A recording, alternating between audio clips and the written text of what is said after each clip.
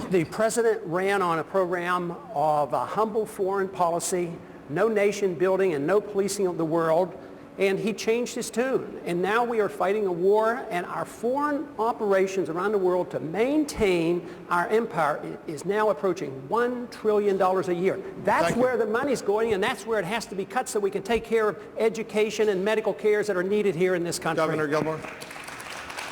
Wolf, let me answer the question. Principle is the difference. The Republicans have always been a party of principle, and when we deviate from that, the people of the United States, remember, let me say this.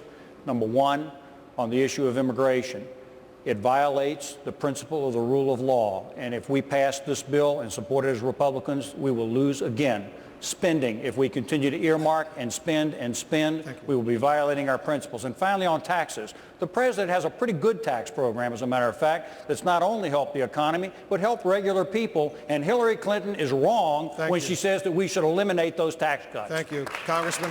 Yeah. You know, Wolf, when my son returned from Fallujah, he wrote these words.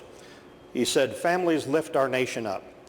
They provide us with fidelity, morality, faith in God, and raising the next generation of Americans. The Republican Party has to reunite with the American family and pass policies that are constant with the American family. Then we'll be a great party again." I think the people of America are pretty smart. And the fact is they know that if they have excessive taxation and a tax system that literally steps on their head, and they have a regulation system that makes it very difficult for our businesses to compete, and then we've got a system of immigration that we don't have confidence in.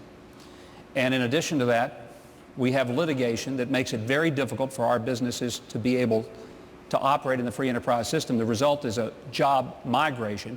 And if you ask what the president's problem was, it's a lack of communication to be able to really help us understand what those problems were and how we needed to solve them. That's what we need to do. Thank you. Let's go back to Jennifer. Erin Gardner is here with us tonight. Erin, you live in the Gate City, Nashua, New Hampshire. Yes, I do. What is your question tonight? With regards to illegal and legal immigration, in your opinion, what does it mean to be an American? What are the tangible and intangible attributes of an American?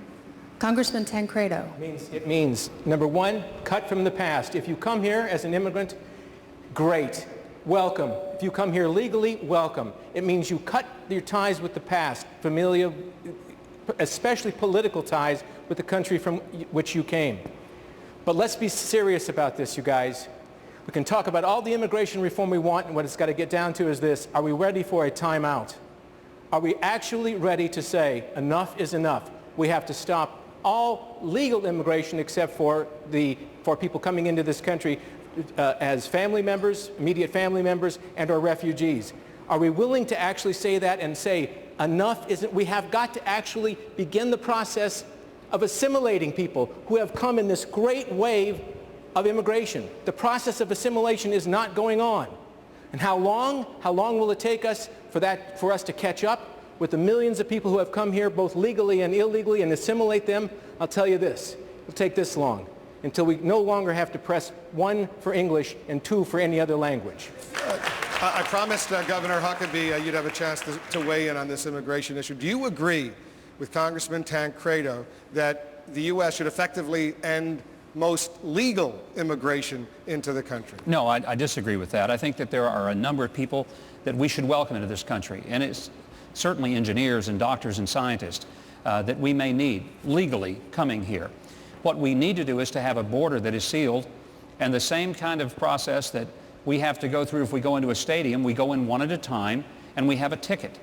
That's the only thing I think Americans really are asking us for, is a sane, sensible system that's based on the idea that if you come here, you come here through the same process that we would be expected to go through if we went to another country, which is not happening today. Mayor Giuliani, are you comfortable with what Congressman Tancredo says about immigration to this country? I'm very uncomfortable with it.